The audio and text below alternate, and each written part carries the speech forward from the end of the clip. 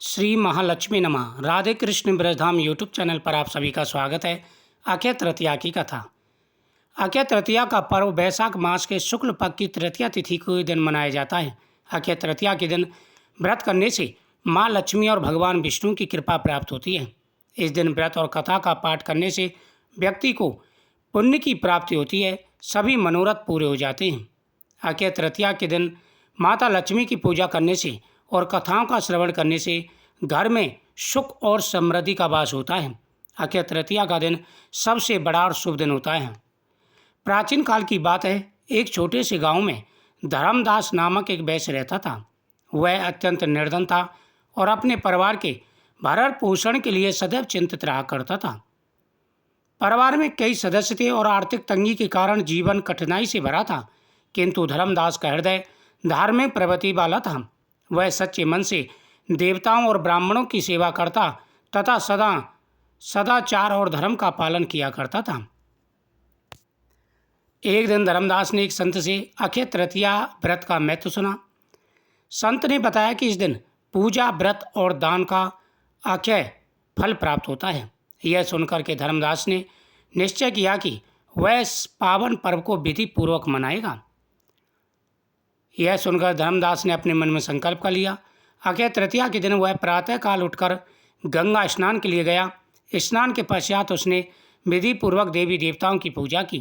फिर अपनी सामर्थ्य अनुसार जल से भरे घड़े, पंखे, जौ, सत्तू, चावल, नमक, गेहूँ, गुड़, घी, दही, सोना और वस्त्र आदि एकत्र कर ब्राह्मणों को अर्पण कर दी।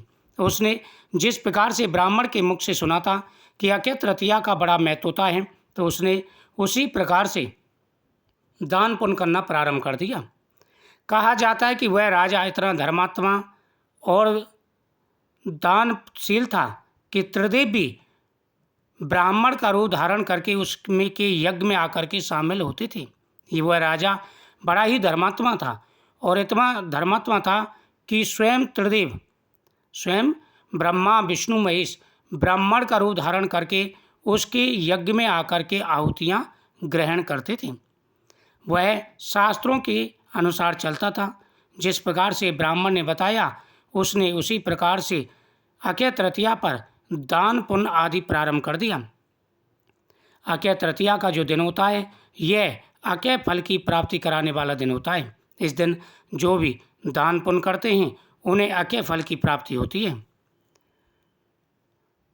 उसने यज्ञ आदि किए, जिसमें बड़े बड़े देवता आकर के यज्ञ की आहुतियाँ ग्रहण करते थे।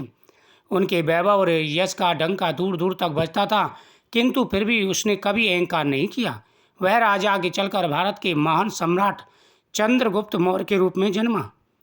इस प्रकार जैसे धर्मदास को अक्षय तृतीया के पुण्य से परम वैभव की प्राप्ति हुई, वैसे जो भी सभी को अक्षय तृतीया के दिन दान पुण्य अवश्य करना चाहिए। अक्षय तृतीया के दिन माता लक्ष्मी की पूजा की जाती है। माता लक्ष्मी जी के सामने चौमुखी दीपक जलाएं। माता लक्ष्मी जी के सामने आप पुष्प समर्पित करें, फल समर्पित करें। माता लक्ष्मी जी के सामने चौमुखी दीपक जलाएं। श्री महालक्ष्मी नमः इस मंत्र का जाप करें। माता लक्ष्मी का आशीर्वाद प्राप्त होता है तो जीवन में आ रहे सारे कष्ट दूर हो जाते हैं। इस दिन अन्नदान और जल दान का बड़ा महत्व होता है। कहते हैं कि अक्षय तृतीया के दिन जो भी दान करते हैं, उसका सहस्त्र गुना फल प्राप्त होता है और प्रत्येक मनोकामना पूरी हो जाती है। अक्षय तृतीया के दिन पीपल वृक्ष के नीचे दीपक जला करके परिक्रमा करनी चाहिए। पीपल वृक्ष के नीचे दीपक जला करके आप देवताओं का ध्यान करते हुए अक्षय तृतीया के दिन अगर ये कार्य करते हैं तो सभी देवता और पितृ प्रसन्न होते हैं और मनवांछित फल प्रदान करते हैं। मान्यता है कि अक्षय तृतीया के दिन किए गए दान पुण्य व पूजन के कारण वह अगले जन्म में बहुत धनी एवं प्रतापी राजा बना।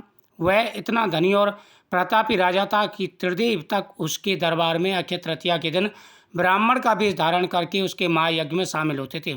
यानी वह सिर्फ अक्षय तृतीया के दिन यज्ञ अनुष्ठान करता था तो उस दिन सभी देवता, यहाँ तक कि त्रिदेव भी उसके यहाँ पर यज्ञ अनुष्ठान में शामिल होते थे।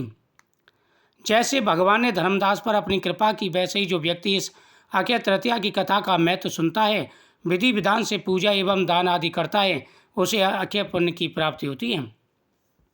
जो अच्छे कर्म करते हैं उन्हें अच्छे कुल में जन्म मिलता है, उनका जीवन हर प्रकार के संकटों से मुक्त रहता है और भगवान का आशीर्वाद उन पर सदा ही बना रहता है। तो इस दिन पितरों के नाम से दान पुण्य करें, जितना सामर्थ्य दान पुण्य करें, पूजा पाठ करें, आपके प्रत्येक कार्य बनेंगे और हर मनोकामना पूरी होगी। श्री महालक्ष्मी नमः।